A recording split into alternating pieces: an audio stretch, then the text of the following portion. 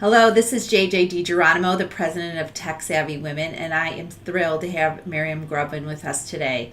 She is the president of Miriam Grobman Consulting, and she works to advance professional women into leadership roles, particularly in male-dominated fields.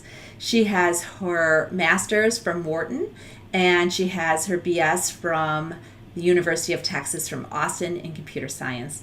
I am thrilled to have her here today to talk about some of the challenges that women face as they strive for leadership positions. Miriam, thanks so much for joining us, and I look forward to hearing about your work. Hi JJ, thanks for having me. What I do has two different directions. I work with companies that want to advance women into leadership roles, helping them figure out the strategy, helping them figure out what are the right policies to attract, retain, and promote women. And I also create leadership programs that help women figure out how to operate more effectively at the top roles and also how to get to those roles faster. Yeah, those aren't very easy. I mean, I do similar work and I find that it's very culture based. So, as you're thinking about some of the women that listen to this channel, what are maybe one or two things you would share with them to sort of keep top of mind as they're sort of having line of sight to leadership positions? So there are a lot of things I could share. I'll pick a couple. So one of the things that women tend to do a lot is expect that really hard work and doing their best and executing everything perfectly will pay off. And unfortunately, the corporate world or business environment doesn't work the same way as it worked when you were in school. So if you studied well for the test, you got a good grade, and you were a teacher's favorite. At the workplace, there's a lot of different variables. There are a lot of people working together. A lot of times your management team doesn't have as much visibility into what you do. And a lot of times also doing 100% is not what's necessary for getting quick results for the particular problem at stake. So it's really important to understand the work environment, to know how to advocate for yourself, for your work as well. Also know who are the decision makers who are evaluating your work, the people who are thinking about, okay, who is the next person in the team that needs to get promoted? Or if I need someone really qualified for a project, who's that person at the top of my mind? So if you're there kind of with your head down and executing, you're probably not aware of all these other things that are going on. So you need to build those networks and the relationships and be a little bit more politically savvy to get access to all the opportunities.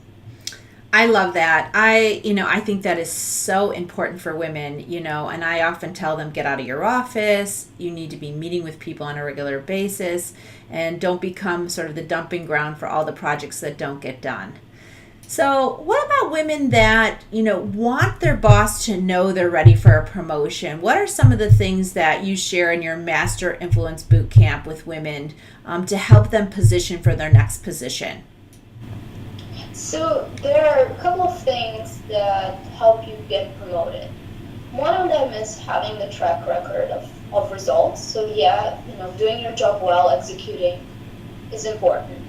Also, it's important to communicate those outcomes and show, we have this tendency to give a lot of credit to everybody else for our work. So, the project was really great, the team did a great job, and then you forget to speak about yourself and what role you play. And, part of it is cultural because we're told not to show off, etc., and not to take credit for other people's work. But you can still highlight your role and give people credit. Because if you don't talk about what you've actually done, people would not know. That's one part. The other part that is even more important is to highlight why you're going to be able to achieve results in your upcoming role. So the fact that you're operating at a certain level doesn't guarantee results at a higher level. So if you're a, for example, individual contributor and you want to get a role where you're managing people, your past results are okay. They're important, but you need to show your senior management or whoever makes that decision that you're going to be able to manage people, that they can trust you with strategic decisions. So strategy is another important word there. Can you think at a strategic level versus execution level? Do you have new ideas of how to do that job better?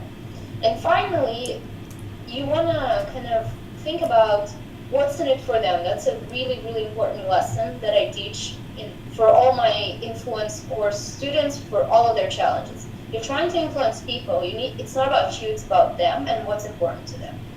So if you want your boss to promote you, what's in it for him or her? Are they going to have less things to worry about, for example, if you can take a more senior role? Can they create a new business area because you're able to come into this new position? So it's all about them and what value you're going to add to them and to this role that they need in their team.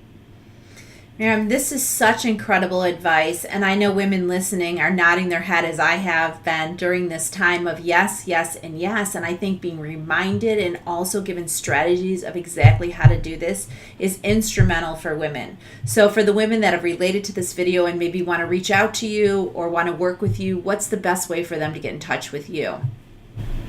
So they can go to my website, www.miriamgrobman.com. And depending if, as I said, I work both with companies and with individuals through my online courses, like the Master Influencer Bootcamp. So they can click the section of the website that's more relevant, and they can either join one of my future courses, or they can bring me to speak or to teach at their own company. I absolutely love it, and I'll be sure to put all of these details in the description, so check those out and be sure to connect with Miriam on LinkedIn. Thank you so much for your time, and I look forward to staying in touch. Thank you. This was great.